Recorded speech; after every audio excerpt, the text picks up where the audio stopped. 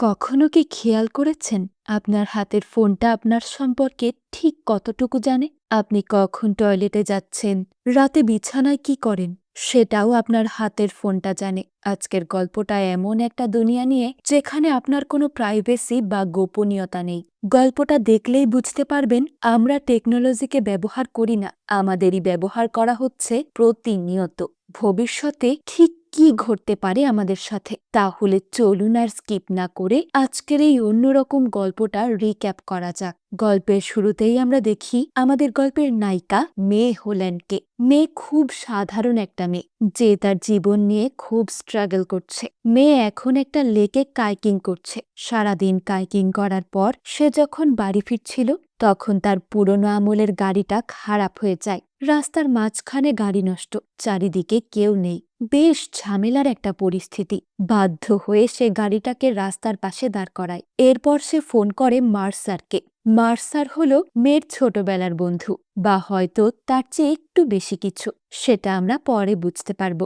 মার্সার মেয়ের গাড়িটা দেখতে তার ট্রাক নিয়ে হাজির হয়। মার্সার যখন গাড়ির ইঞ্জিন চেক করছিল তখন তাদের দুজনের কথাবার্তা শুনেই বোঝা যায় যে তাদের মধ্যে একটা পুরনো ইতিহাস আছে। মানে একসময় হয়তো তাদের মধ্যে কোনো সম্পর্ক ছিল যেটা এখন আর নেই, কিন্তু বন্ধুত্বটা রয়েই গেছে। মার্সার যখন গাড়িটা মোটামুটি ঠিক করে দেয় তখন মেয়ে তাকে বলে, আমাদের একদিন দেখা করা উচিত, আমি তোমাকে টেক্সট বা ইমেল করব। মেয়ে আসলে পরিস্থিতিটা সহজ করতে চাইছিল। শত হলেও তারা একে অপরের প্রাক্তন। কিন্তু মার্সার একটু সোজা সাপটা ধাঁচের ছেলে। সে উত্তর দেয়, আমরা তো এখনই কথা বলতে পারি। মেয়ে তখন একটু মুচকি হেসে তার গাড়ি নিয়ে বাড়ির দিকে রওনা দেয়। এই ছোট্ট সিনটা থেকেই বোঝা যায় যে মেয়ে টেকনোলজি এবং ফর্মালিটি খুব পছন্দ করে, আর মার্সার পছন্দ করে সরাসরি মানুষের সাথে কথা বলতে। পরের দিন আমরা দেখি মেয়ে তার বোরিং চাকরিতে আটকে আছে, একটা ডেড এন্ড জব যেখানে তার কোনো ভবিষ্যৎ নেই। কিন্তু পরিবারের দায়িত্ব মেয়ের উপর, তাই সে চাইলেও দুম করে চাকরিটা ছেড়ে দিয়ে অন্য চাকরি খুঁজতে পারবে না। তখনই তার কাছে একটা ফোন আসে। তার বান্ধবী অ্যানি কল করেছে। অ্যানি কিন্তু সাধারণ কেউ নয়, সে কাজ করে দি সার্কেলে।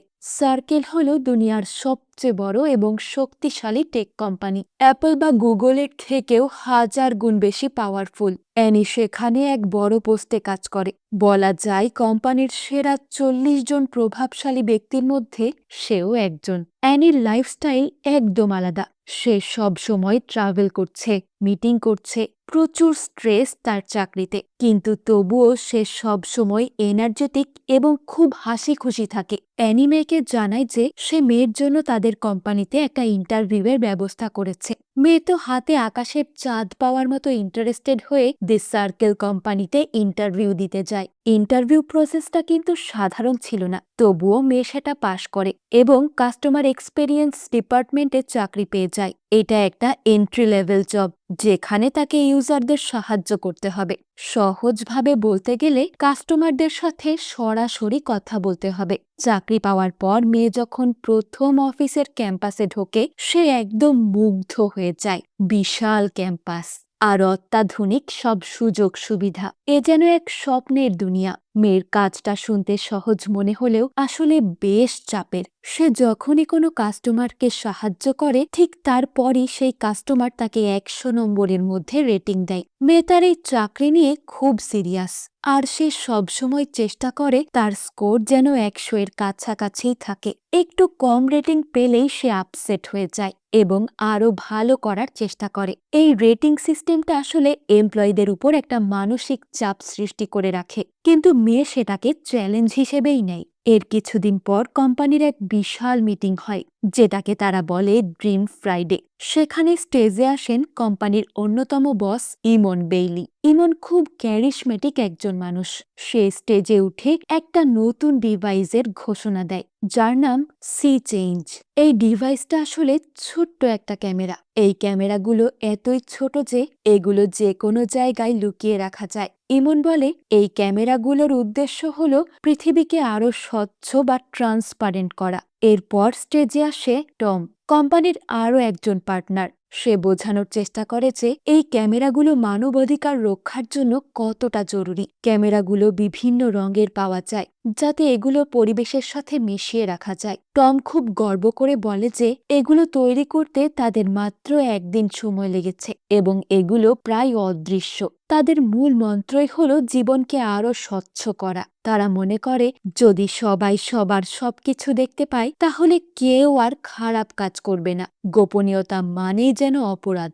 দি সার্কেল ক্যাম্পাসটা বিশাল বড়। কিছুদিন কাজ করার পরেই মেয়ে বুঝতে পারে যে এই কোম্পানি চায় তার এমপ্লয়ি যেন সারাক্ষণ ক্যাম্পাসের ভিতরেই থাকে। তাদের সোশ্যাল লাইফ, পার্টি, আড্ডা সবকিছুই যেন সার্কেলের ভিতরেই হয়। বাইরের দুনিয়ার সাথে সম্পর্ক রাখাটা তারা খুব একটা পছন্দ করে না। একদিন ক্যাম্পাসে এক বিশাল পার্টি হয়। বিখ্যাত মিউজিশিয়ান বেক সেখানে গান গাইছে। পার্টির ভিড় এবং আওয়াজ থেকে বাঁচতে অ্যানি মেয়েকে সেখান থেকে সরিয়ে নিয়ে একটা অফিসে ঢোকে। অ্যানি মেয়েকে বলে যে এই অফিসে আসলে তাদের ঢোকার পারমিশন নেই। এটা হলো ইমন এবং টমের অফিস, যেখানে বসে তারা কোম্পানির বড় বড় সিদ্ধান্ত নেয়। অ্যানি একটু দুষ্টুমি করেই মেয়েকে সেখানে নিয়ে এসেছে। অফিস থেকে বের হওয়ার পর মেয়ে ক্যাম্পাসের একটা নির্জন জায়গায় চলে আসে, পার্টির হই হুল্লোড় থেকে দূরে। সে দেখে একজন লোক অন্ধকারে একটা জায়গায় দাঁড়িয়ে আছে। লোকটা পার্টির দিকে তাকাচ্ছে না, সে এক মনে নিজের ফোনের দিকে তাকিয়ে আছে।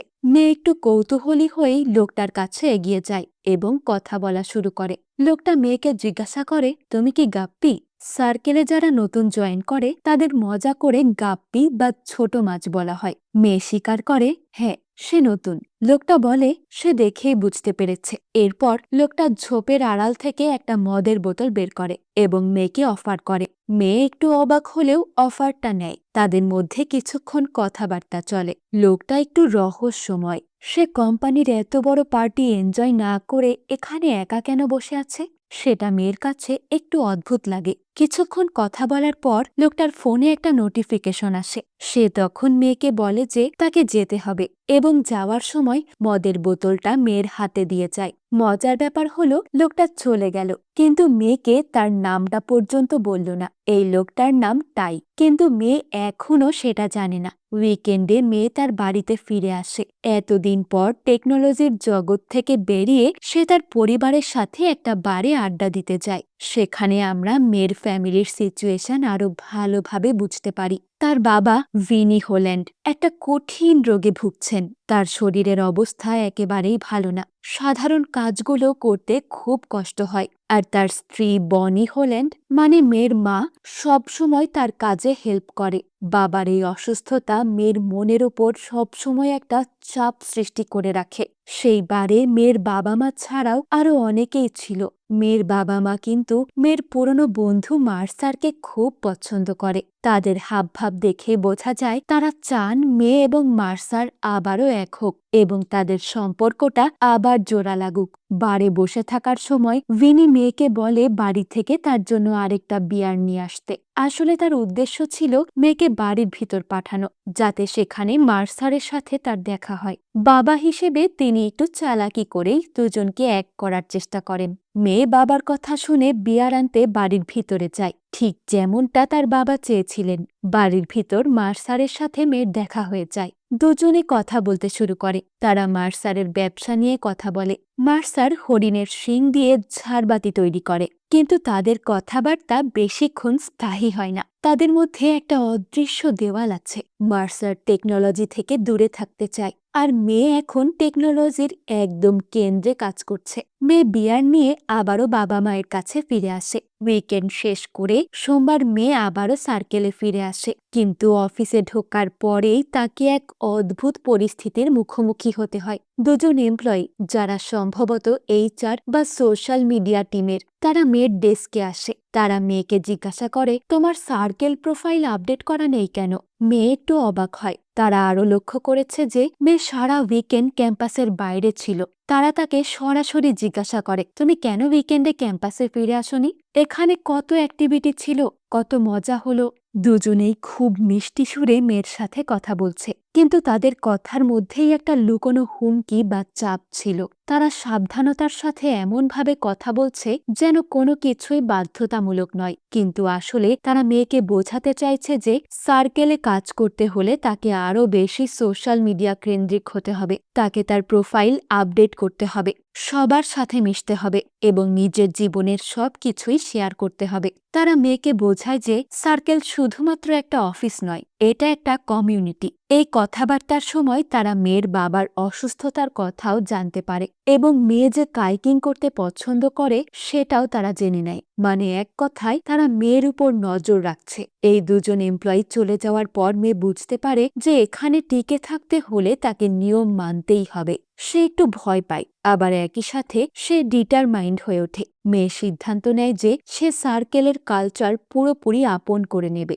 মেয়ে তার সোশ্যাল মিডিয়া নেটওয়ার্কিং টুলগুলো ব্যবহার করে কোম্পানির উপরের দিকে ওঠার চেষ্টা করবে। সে নিজেকে প্রমাণ করতে চায়। এর পরের দৃশ্যে আমরা দেখি সার্কেলে আবারও একটা প্রেজেন্টেশন হচ্ছে। এবার টম স্টেজে একজন পলিটিশিয়ান বা রাজনৈতিক প্রার্থীকে পরিচয় করিয়ে দেয়। এই মহিলা প্রার্থী ঘোষণা করেন যে তিনি তার সমস্ত যোগাযোগ এবং কাজ ট্রান্সপারেন্ট বা স্বচ্ছ রাখবেন। মানে তিনি কার সাথে কথা বলছেন, কি ইমেল করছেন, সবকিছুই পাবলিক দেখতে পাবে। টম এই উদ্যোগকে খুব প্রশংসা করে বলে, স্বচ্ছতা মানেই হলো জবাবদিহিতা। তার মতে যদি নেতারা স্বচ্ছ হন তাহলে দুর্নীতিই থাকবে না। মেয়ে এই প্রেজেন্টেশনের সময় দর্শকের ভিড়ে ছিল।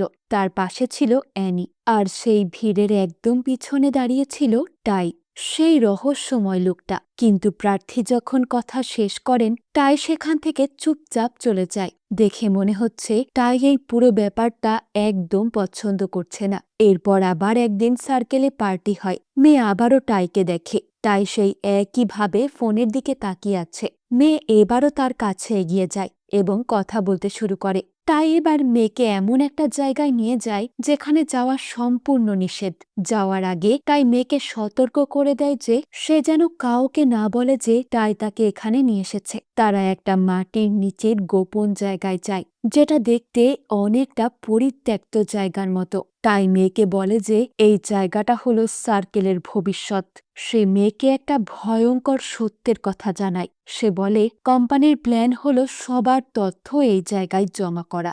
শুধুই সেই পলিটিশিয়ানের নয় যে স্বচ্ছ হওয়ার কথা বলছিল, বরং সবার। মানে পৃথিবীর প্রতিটা মানুষের ডেটা তারা এখানে স্টোর করতে চায়। টায়ের চেহারা দেখে স্পষ্ট বোঝা যাচ্ছে যে সার্কেল এখন যেই পথে এগোচ্ছে সেটা তার একদমই পছন্দ হচ্ছে না। ঠিক এই মুহূর্তে মেয়ে একটা বড় ধাক্কা খায়। সে জানতে পারে যে সে এতক্ষণ যার সাথে কথা বলছে সে আর কেউ নয়, স্বয়ং টাই ল্যাফিট, ট্রু ইউ এর স্রষ্টা, যেটা সার্কেলের সবচেয়ে জনপ্রিয় একটা প্রোডাক্ট। মেয়ে লজ্জায় লাল হয়ে যায়। সে বিশ্বাসই করতে পারছে না যে সে এক কিংবদন্তির সামনে এতক্ষণ সাধারণভাবে কথা বলছিল।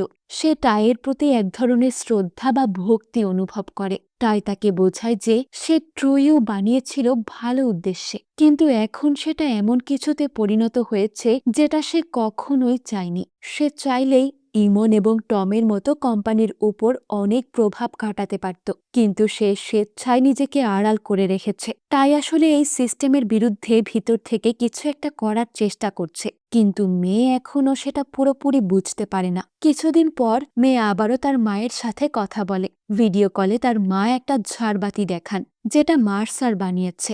মেয়ে সেটা দেখে খুব ইমপ্রেসড হয়ে যায়। সে ঝাড়বাতিটার একটা ছবি তোলে এবং তার সার্কেল প্রোফাইলে শেয়ার করে দেয়। মেয়ে ভেবেছিল সে মার্সারের কাজের প্রশংসা করছে এবং তাকে একটু প্রমোট করছে, কিন্তু সে বুঝতে পারেনি যে সার্কেল দুনিয়া আর মার্সারের দুনিয়া কতটা আলাদা। মার্সার যে কিনা টেকনোলজি থেকে নিজেকে সম্পূর্ণ দূরে রাখে, সে একদিন সার্কেলের ক্যাম্পাসে এসে হাজির হয়। সে খুব রেগেছিল। মার্সার মেয়ের মুখোমুখি হয় এবং মেয়েকে জিজ্ঞাসা করে, তুমি এটা কি করলে? মেয়ে প্রথমে বুঝতে পারে না। মার্সার জানায় মেয়ে ওই ছবিটা শেয়ার করার পর থেকেই সে প্রচুর মৃত্যুর হুমকি পাচ্ছে।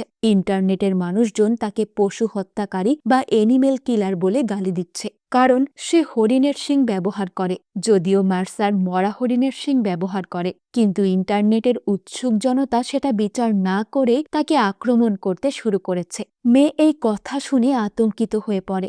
সে মার্সারকে অনুরোধ করে, চলো আমরা অন্য কোথাও গিয়ে কথা বলি, কারণ ততক্ষণে ক্যাম্পাসের অন্য এমপ্লয়িরা তাদের চারপাশে জড়ো হতে শুরু করেছে এবং সবচেয়ে ভয়ঙ্কর ব্যাপার হলো তারা সবাই তাদের ফোন বের করে এই ঝগড়াটা ভিডিও করছে। মার্সারের জন্য এই মুহূর্তটা ছিল ভীষণ বিরক্তিকর একটা মুহূর্ত। মেয়ে বারবার তাকে বোঝানোর চেষ্টা করে যে সে তাকে কষ্ট দিতে চায়নি, কিন্তু মার্সার আর কোনো কথাই শুনতে চায় না। সে রাগে গজগজ করতে করতে সেখান থেকে ঝড়ের বেগে বেরিয়ে যায়। এই ঘটনা মেয়ের মনে গভীর প্রভাব ফেলে। সে খুব ডিপ্রেসড হয়ে পড়ে। সে বুঝতে পারে যে তার একটা ছোট্ট কাজ তার বন্ধুর জীবনে কতটা ডিজাস্টার ডেকে এনেছে। সেই রাতে এই ট্রমা থেকে মুক্তি পেতে মেয়ে একটা ভুল সিদ্ধান্ত নেয়। গভীর রাতে সে একটা দোকানের সামনে যায়। সেখানে কাইকিংয়ের জিনিসপত্র ভাড়া দেওয়া হয়। দোকানটা বন্ধ ছিল। মেয়ে বেড়া টপকে ভিতরে ঢোকে এবং একটা কায়াক চুরি করে নিয়ে নেয়। মেয়ে কায়াক নিয়ে সমুদ্রে নেমে পড়ে। তার মনটা খুব এলোমেলো হয়ে আছে, কিন্তু প্রকৃতিও শান্ত ছিল না। সমুদ্র খুব উত্তাল হয়ে ওঠে। চারিদিকে ঘন কুয়াশা জমতে শুরু করে। মেয়ে কিছুই দেখতে পারছিল না। হঠাৎ করেই সে একটা জাহাজের সাইরেনের আওয়াজ শুনতে পায়। জাহাজটা তার দিকেই আসছে, কিন্তু কুয়াশার কারণে মেয়ে বুঝতে পারে না জাহাজটা ঠিক কোথায়। ঢেউয়ের ধাক্কায় মেয়ের কায়াকটা উল্টে যায়। মেয়ে পানিতে পড়ে হাবুডুবু খেতে থাকে। বাঁচার জন্য প্রাণপণ লড়াই করে। পরিস্থিতি একদম হাতের বাইরে চলে যায়। মনে হচ্ছে এটাই বুঝি মেয়ের শেষ পরিণতি, কিন্তু ভাগ্যক্রমে কোস্টগার্ডরা সঠিক সময়ে এসে তাকে উদ্ধার করে। মেয়ে প্রাণে বেঁচে যায়। পরদিন আমরা মেয়েকে ইমন এবং টমের অফিসে বসে থাকতে দেখি। সে ভিজে বেড়ালের মতো কাঁচুমাচু হয়ে বসে এক্সপ্লেন করার চেষ্টা করছে যে আসলে কি ঘটেছিল। মেয়ে ভাবে তার চাকরিটা হয়তো চলেই যাবে এবং তাকে পুলিশে দেওয়া হবে, কিন্তু ইমন তাকে অবাক করে দিয়ে একটা ভিডিও ফুটেজ দেখায়। ইমন মেয়েকে বোঝায় সি চেঞ্জ ক্যামেরাগুলো তাকে কায়াক প্রাঙ্গণে ঢুকতে দেখেছিল এবং সমুদ্রের মধ্যেও তাকে ট্র্যাক করছিল। ইমন বলে, এই ক্যামেরাগুলো ছিল বলেই তোমাকে আমরা বাঁচাতে পেরেছি। তোমার ওই বিপদের মুহূর্তে ক্যামেরাগুলোই তোমাকে রক্ষা করেছে। ইমন খুব কৌশলে পুরো ঘটনাটা তাদের প্রযুক্তির সাফল্য হিসেবে তুলে ধরে। এরপর সে মেয়েকে জিজ্ঞাসা করে, তোমার কি আর কিছু বলার আছে? মেয়ে তখন স্বীকার করে যে এটা প্রথমবার নয়, সে এর আগেও লুকিয়ে তাদের অফিসে ঢুকেছিল বা নিয়ম ভেঙেছে। ইমন তখন একটা সাইকোলজিক্যাল গেম খেলে। সে মেয়েকে জিজ্ঞাসা করে, সত্যি কথা বলতে তোমার কেমন লাগছে? মেয়ে, যে কিনা এখনও কৃতজ্ঞতা এবং অপরাধ বোধে ভুগছে, সে উত্তর দেয়, খুব হালকা লাগছে, মনে হচ্ছে যেন মুক্তি পেলাম। ইমন তখন তার দিকে তাকিয়ে একটা বাঁকা হাসি দেয় এবং বলে যে তাদের মেয়ের জন্য একটা বিশেষ প্ল্যান আছে। এই প্ল্যানটাই মেয়ের জীবন এবং পুরো ঘটনাটার মোড় ঘুরিয়ে দেবে। মেয়ের সেই কায়াক দুর্ঘটনার পর খুব বেশি সময় নষ্ট হয় না। সার্কেল খুব দ্রুতই এই ঘটনাটাকে তাদের মার্কেটিংয়ের কাজে লাগিয়ে দেয়। পরবর্তী কোম্পানি ওয়াইড মিটিংয়ে, অর্থাৎ সেই বিশাল অডিটোরিয়াম যেখানে হাজার হাজার এমপ্লয়ি উপস্থিত থাকে, সেখানে ইমন মেয়েকে স্টেজে ডেকে নেয়। হাজার হাজার মানুষের সামনে মেয়ে দাঁড়িয়ে। তার চোখে মুখে এখন আর কোনো ভয় নেই, বরং একটা অদ্ভুত আত্মবিশ্বাস কাজ করছে। ইমন এবং মেয়ে মিলে দর্শকের সামনে কায়াক দুর্ঘটনার গল্পটা এমনভাবে উপস্থাপন করে যেন এটা কোনো ট্র্যাজেডি ছিল না, বরং টেকনোলজির এক বিশাল বিজয় ছিল। মেয়ে মাইক হাতে নিয়ে কথা বলতে শুরু করে। সে বলে, আমি বুঝতে পেরেছি কেন আমি ওই ভুলটা করেছিলাম। আমি ভুল করেছিলাম কারণ আমি একা ছিলাম, আমি লুকিয়েছিলাম। গোপনীয়তা মানুষকে অপরাধী করে তোলে। সে খুব জোরালোভাবে ঘোষণা করে যে স্বচ্ছতাই হলো ভালো থাকার একমাত্র উপায়। দর্শকেরা তার প্রতিটা কথাই হাততালি দিয়ে ফেটে পড়ে। মেয়ে তখন এমন এক ঘোষণা দেয় যা শুনে সবাই অবাক হয়ে যায়। সে বলে, আমি হতে যাচ্ছি প্রথম সার্কেলার যে কিনা সম্পূর্ণ স্বচ্ছ বা ফুললি ট্রান্সপারেন্ট হবে। এই ফুললি ট্রান্সপারেন্ট হওয়ার মানে কি? এর মানে হলো মেয়ে এখন থেকে তার গলার লকেটের মতো বা শার্টের ওপর ছোট্ট একটা ক্যামেরা সব সময় পড়ে থাকবে। যতক্ষণ সে জেগে থাকবে ততক্ষণ এই ক্যামেরা অন থাকবে। তার জীবনের প্রতিটা মুহূর্ত, সে কি খাচ্ছে, কার সাথে কথা বলছে, বাথরুমে গিয়ে দাঁত মাজছে কিনা, অফিসে কি কাজ করছে, সবকিছুই লাইভ স্ট্রিমিং হবে। পুরো দুনিয়ার মানুষ যে কোনো সময় চাইলেই মেয়ের জীবন দেখতে পারবে। তার কোনো ব্যক্তিগত মুহূর্ত বা প্রাইভেসি বলে আর কিছুই থাকবে না। মেয়ে নিজেকে পুরো পৃথিবীর সামনে একদম উন্মুক্ত করে দিল। দর্শকদের মধ্যে বসেছিল অ্যানি। অ্যানির অবস্থা তখন খুব একটা ভালো দেখায় না। সে খুব ক্লান্ত, তার চোখের নিচে কালি, যেন বহুদিন ঠিকমতো ঘুমায়নি। এক সময়ের প্রাণ চঞ্চল অ্যানি এখন যেন নিজের ছায়ার সাথেই লড়াই করছে। স্টেজে মেয়ের এই উত্থান দেখে অ্যানির চোখে মুখে এক ধরনের হিংসা বা বিরক্তি ফুটে ওঠে। সে বিড়বিড় করে বলে, মেয়ে যেন এই অভিনয়ের জন্যই জন্মেছে। অ্যানি বুঝতে পারছে মেয়ে এখন তার নিয়ন্ত্রণের বাইরে চলে গেছে এবং সার্কেলের খুব প্রিয় পাত্রী হয়ে উঠেছে। মেয়ের এই নতুন জীবন শুরু হয়। সে এখন আর কোনো সাধারণ এমপ্লয়ি না, সে একজন গ্লোবাল সেলিব্রিটি। তার বুকে ঝোলানো ক্যামেরা দিয়ে লক্ষ লক্ষ মানুষ তার জীবন দেখছে। সে যখন ঘুম থেকে ওঠে মানুষ তাকে গুড মর্নিং উইশ করে। সে যখন কফি খায় মানুষ কমেন্ট করে। স্ক্রিনের এক কোনায় সব সময় লাইক, লাভ, রিয়াকশন আর কমেন্টের বন্যা বয়ে যায়। মেয়ের কাছে মনে হতে থাকে এটাই তো জীবন, এটাই কানেকশন। সে ভাবে সে হয়তো পৃথিবীর সবচেয়ে সুখী মানুষ, কারণ সে একা নয়। কিন্তু এই অতিরিক্ত স্বচ্ছতার একটা অন্ধকার দিক আছে, যা মেয়ে খুব শীঘ্রই টের পাবে। তার ব্যক্তিগত সম্পর্কগুলো ভেঙে পড়তে শুরু করে, বিশেষ করে তার বাবা মায়ের সাথে সম্পর্ক। মেয়ের বাবা মা খুব সাধারণ মানুষ। তারা এসব ক্যামেরা, লাইভ স্ট্রিমিং জগৎ থেকে অনেকটা দূরে থাকতেই পছন্দ করে। কিন্তু মেয়ের কারণে তাদের জীবনেও অশান্তি নেমে আসে। একদিন রাতে মেয়ে তার অফিসের ডেস্কে বসে কাজ করছে। সে ভাবে, দেখি তো বাবা মা কি করছে। যেহেতু সার্কেলের ক্যামেরা এখন সব জায়গায়, মেয়ে খুব সহজেই তার বাবা মায়ের বাড়ির ভেতরের ফুটেজের অ্যাক্সেস করে ফেলে। মেয়ে হয়তো ভাবছিল তারা ডিনার করছে বা টিভি দেখছে, কিন্তু স্ক্রিনে যা ভেসে উঠল তার জন্য মেয়ে মোটেও প্রস্তুত ছিল না। মেয়ে ভুলবশত দেখে ফেলে তার বাবা মা তাদের বেডরুমে অন্তরঙ্গ অবস্থায় আছেন, অর্থাৎ শারীরিক সম্পর্ক করছেন। দৃশ্যটা দেখা মাত্রই মেয়ে ছিটকে সরে যায় আর ক্যামেরা বন্ধ করে দেয়। তার হাত পা কাঁপছে। কিন্তু সমস্যা হলো মেয়ে এখন ট্রান্সপারেন্ট। সে একা দেখছে না, তার সাথে লাইভে থাকা লক্ষ লক্ষ মানুষ সেই দৃশ্যটা দেখে ফেলে। মুহূর্তের মধ্যেই ইন্টারনেটের ঝড় বয়ে যায়। লোকেরা ক্লিপ কেটে শেয়ার করতে শুরু করে, নোংরা কমেন্ট করতে থাকে। মেয়ের বাবা মা, যারা এমনিতেই এই প্রযুক্তির বাড়াবাড়ি পছন্দ করতেন না, তারা এই ঘটনায় মানসিকভাবে ভেঙে পড়েন। তারা মেয়ের সাথে সব রকমের যোগাযোগ প্রায় বন্ধ করে দেন। তারা নিজেদের বাড়িঘর ঢেকে ফেলেন, যেন আর কোনো ক্যামেরা তাদের দেখতে না পায়। মেয়ে যখন অনেক কষ্টে তাদের সাথে যোগাযোগ করতে পারে, তখন তারা খুব কষ্ট নিয়ে বলেন, আমরা তোমাকে ভালোবাসি মা, কিন্তু এই স্বচ্ছতা আমাদের জন্য সেফ না। আমরা খুব সাধারণ মানুষ, আমরা এটা নিতে পারছি না। তারা মেয়ের জীবন থেকে নিজেকে সরিয়ে নিয়ে একরকম লোকচক্ষুর আড়ালে চলে যাওয়ার সিদ্ধান্ত নেন। মেয়ের জন্য এটা ছিল একটা বিশাল ধাক্কা, কিন্তু সার্কেলের নেশা তাকে এমনভাবে পেয়ে বসেছে যে সে চাইলেও ফিরতে পারছে না। মেয়ের জনপ্রিয়তা এখন তুঙ্গে। তাকে এখন কোম্পানির হাই লেভেল বোর্ড মিটিংয়ে ডাকা হয়, যেখানে সাধারণত অ্যানির মতো সিনিয়রদেরও বসার সুযোগ হয় না। একটা কনফারেন্স রুমের গোল টেবিলে বসে আছেন টম, ইমন এবং কোম্পানির অন্য বড় কর্তারা। সেখানে মেয়েকেও বসানো হয়েছে। অ্যানিও সেখানে ছিল, কিন্তু মেয়ের উপস্থিতি তাকে আরো বিরক্ত করে তোলে। সে ভাবে 2 দিনের এই মেয়ে কিভাবে এত দ্রুত উপরে উঠে গেল, যা অ্যানি এত বছরেও পারেনি। মিটিংয়ে ইমন খুব গর্বের সাথে জানায় যে আমেরিকার 50টা স্টেটই এখন সার্কেলের মাধ্যমে ভোট দেওয়ার সিস্টেমটাকে সমর্থন করছে। মানে মানুষ এখন তাদের সার্কেল অ্যাকাউন্ট ব্যবহার করে ভোট দিতে পারবে। এটা শুনে মেয়ে হঠাৎ একটা প্রস্তাব দিয়ে বসে। সে বলে, যদি সার্কেলের মাধ্যমে ভোট দেওয়া এতই সহজ এবং স্বচ্ছ হয়, তাহলে কেন আমরা প্রত্যেক নাগরিকের জন্য সার্কেল অ্যাকাউন্ট থাকা বাধ্যতামূলক করছি না? মেয়ের এই প্রস্তাবটা ছিল অত্যন্ত ভয়ঙ্কর। এটার মানে হলো, কারো যদি সার্কেল অ্যাকাউন্ট না থাকে সে ভোট দিতে পারবে না বা নাগরিক সুবিধা পাবে না। এটা গণতন্ত্রের নামে একনায়কতন্ত্রের প্রস্তাব। কিন্তু ইমন এবং টম আইডিয়াটা শুনে খুব খুশি হয়। তাদের চোখ চকচক করে ওঠে। কিন্তু অ্যানি আর চুপ থাকতে পারে না। সে প্রতিবাদ করে ওঠে। সে বলে এটা মানুষের স্বাধীনতায় হস্তক্ষেপ, কিন্তু কেউ তার কথা শোনে না। অ্যানি রাগে এবং হতাশায় মিটিং ছেড়ে ঝড়ের বেগে বেরিয়ে যায়। মেয়ের সাথে অ্যানির বন্ধুত্বটা এখানেই প্রায় শেষ হয়ে যায়। এরপর আসে মুভির অন্যতম উত্তেজনার দৃশ্য।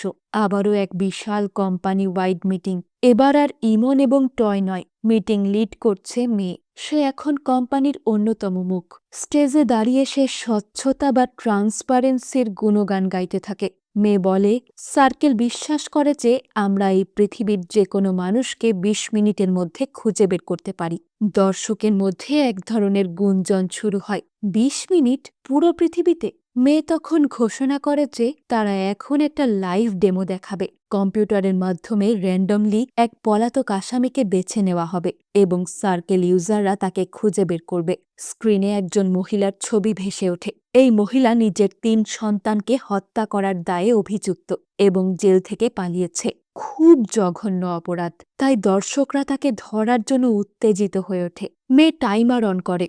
সাথে সাথে বিশ্বের বিভিন্ন প্রান্তে থাকা সার্কেল ইউজাররা তাদের ফোন এবং সি চেঞ্জ ক্যামেরার মাধ্যমে ওই মহিলাকে খুঁজতে শুরু করে। ফেসিয়াল রিকগনিশন সফটওয়্যার বা মুখ চেনার প্রযুক্তি ব্যবহার করে মাত্র ১০ মিনিটের মধ্যেই ওই মহিলাকে একটি দোকানের সিসিটিভি ফুটেজে শনাক্ত করা হয়। পুলিশ এবং স্থানীয় জনতা তাকে ঘিরে ফেলে এবং অ্যারেস্ট করে। পুরো অডিটোরিয়াম হাততালিতে ফেটে পড়ে। মেয়ে খুব গর্বের সাথে বলে, দেখুন স্বচ্ছতা কিভাবে ন্যায় বিচার নিশ্চিত করে। আমরা রেকর্ড টাইমে তাকে ধরেছি। মেয়ের এই সাফল্যের পর সে এবং দর্শকেরা যেন রক্তের স্বাদ পেয়ে যায়। মেয়ে আরও বলে, এই প্রোগ্রাম শুধুই ক্রিমিনালদের ধরার জন্য নয়, আমরা যে কাউকে খুঁজে বের করতে পারি। সে দর্শকদের জিজ্ঞাসা করে, আপনারাই বলুন এরপর আমরা কাকে খুঁজব?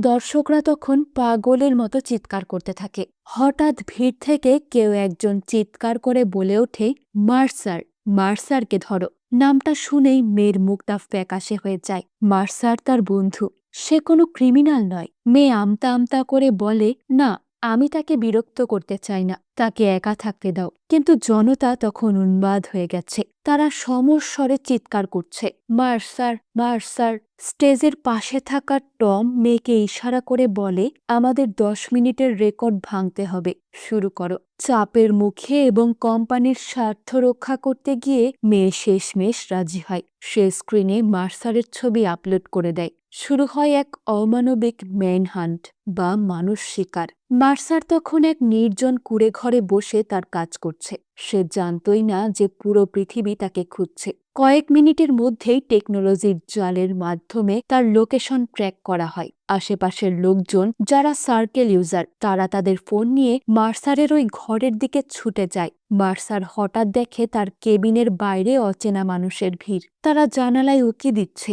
ফ্ল্যাশ লাইট জ্বালাচ্ছে, ভিডিও করছে। তারা তাকে গালি দিচ্ছে, তুই পশু হত্যাকারী, তুই খুনি, বেরিয়ে আয়। মার্সার প্রচণ্ড ভয় পেয়ে যায়। সে বুঝতে পারে না কি হচ্ছে। সে দ্রুত তার ঘর থেকে বেরিয়ে ট্রাকে ওঠে পালানোর জন্য। মার্সার ট্রাক স্টার্ট দিয়ে জঙ্গলের রাস্তা ধরে পালাতে শুরু করে। কিন্তু পালানো কি এতই সহজ?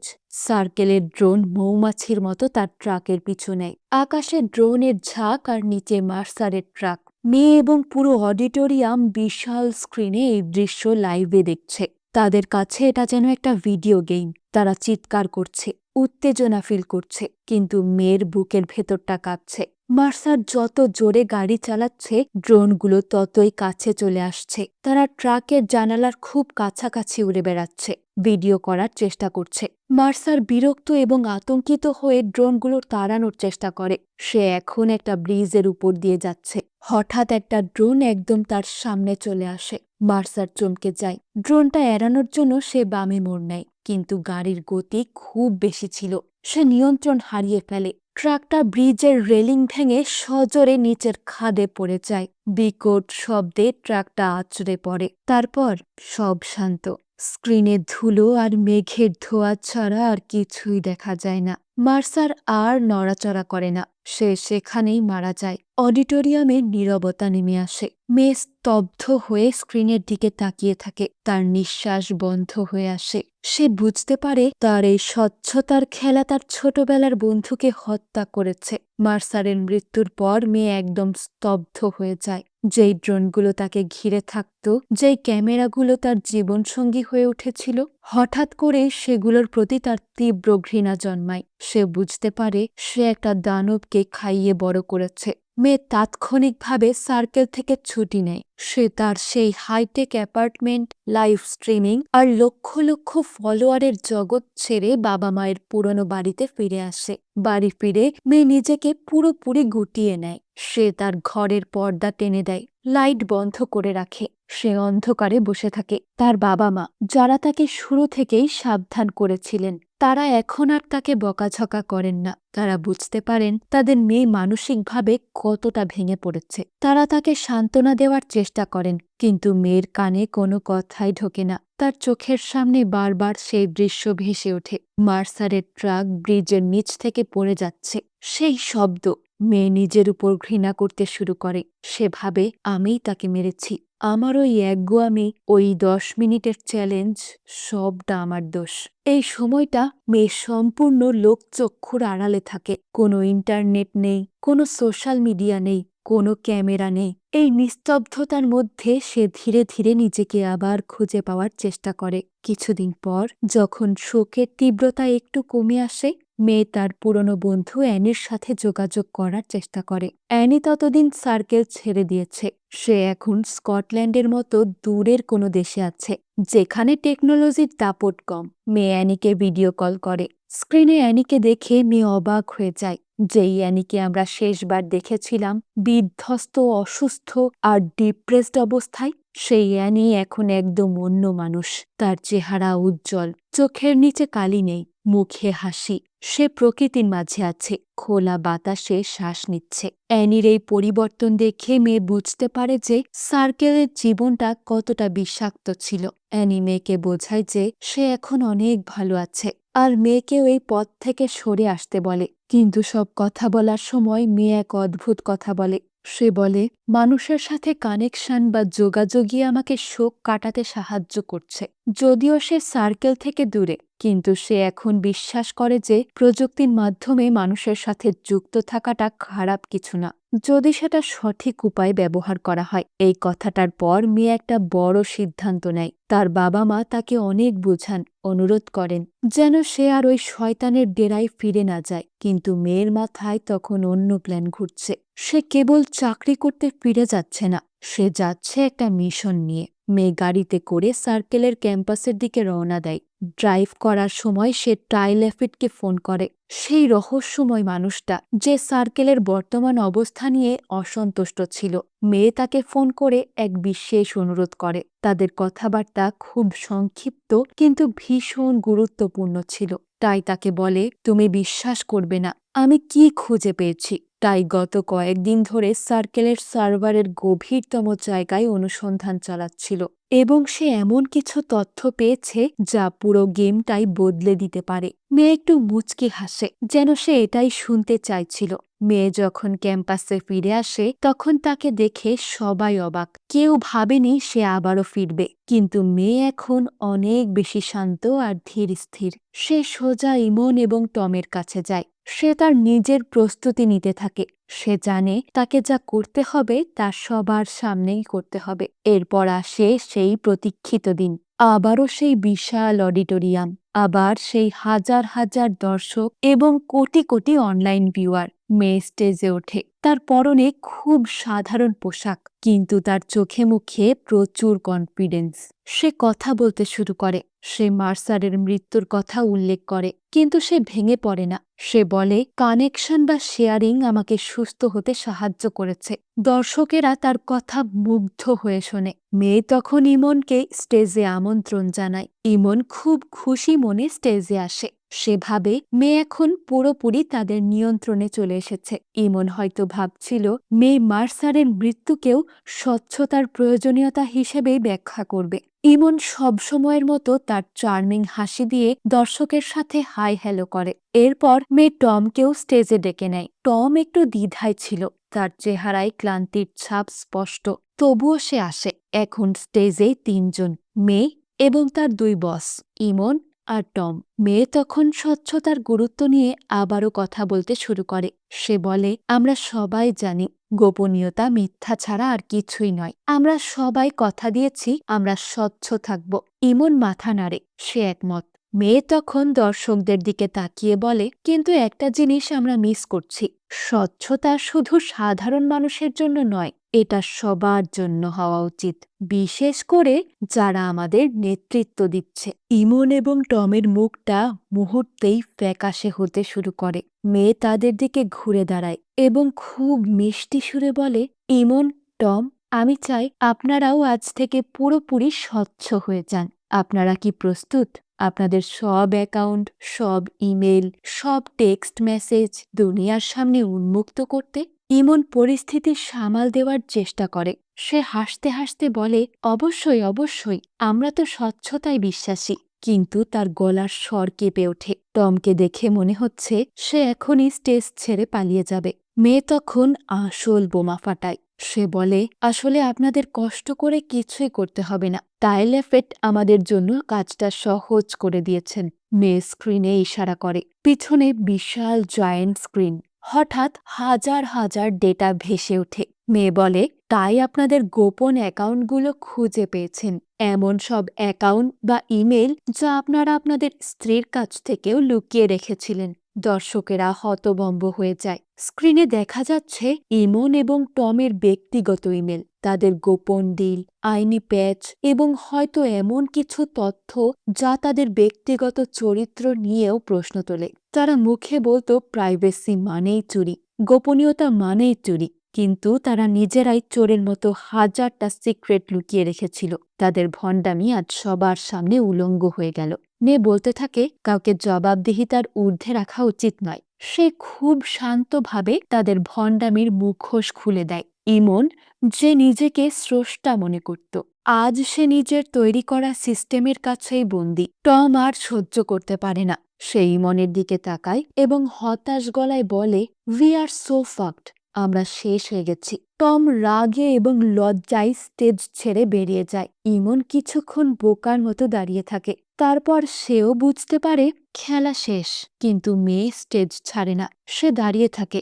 দর্শকেরা উল্লাসে ফেটে পড়ে। তারা এটাকে মেয়ের বিজয় হিসেবে দেখছে।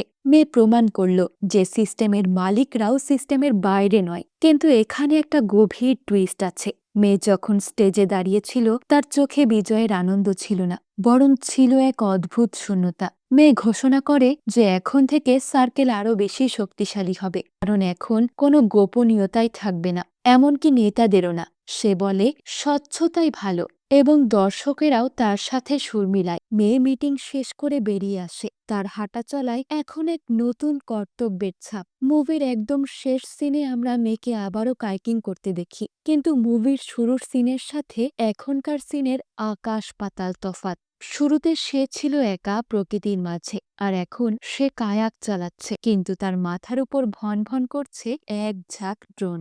ড্রোনগুলো তার প্রতিটা মুভমেন্ট ট্র্যাক করছে। মেয়ের মুখে এক প্রশান্তির হাসি। সে আকাশের দিকে বা ড্রোনগুলোর দিকে তাকায়। মেয়ে আসলে সার্কেলকে ধ্বংস করেনি, সে সার্কেলকে গ্রহণ করেছে। সে বিশ্বাস করতে শুরু করেছে যে এই নজরদারি হলো ভবিষ্যৎ। সে তার ব্যক্তি স্বাধীনতাকে বিসর্জন দিয়ে পুরোপুরি নিজেকে সিস্টেমের কাছে সঁপে দিয়েছে। সে হয়তো ভাবছে সে এখন মুক্ত, কারণ তার লুকানোর মতো আর কিছুই নেই। কিন্তু দর্শক হিসেবে আমরা বুঝতে পারি সে এখন পৃথিবীর সবচেয়ে বড় কারাগারে বন্দী, যে কারাগারের কোনো দেওয়াল নেই, আছে শুধু লেন্স আর ডেটা। মেয়ের হাসি দেখে আমরা স্তম্ভিত হয়ে যাই, কারণ আমরা বুঝতে পারি মেয়ে এখন আর ভিকটিম নয়, সে এখন এক নতুন পৃথিবীর নেত্রী, যেই পৃথিবী আমাদের ব্যক্তিগত মুহূর্তগুলো কেড়ে নিয়েছে। মুভিটা শেষ হয়, কিন্তু আমাদের মনে রেখে যায় এক গুচ্ছ প্রশ্ন।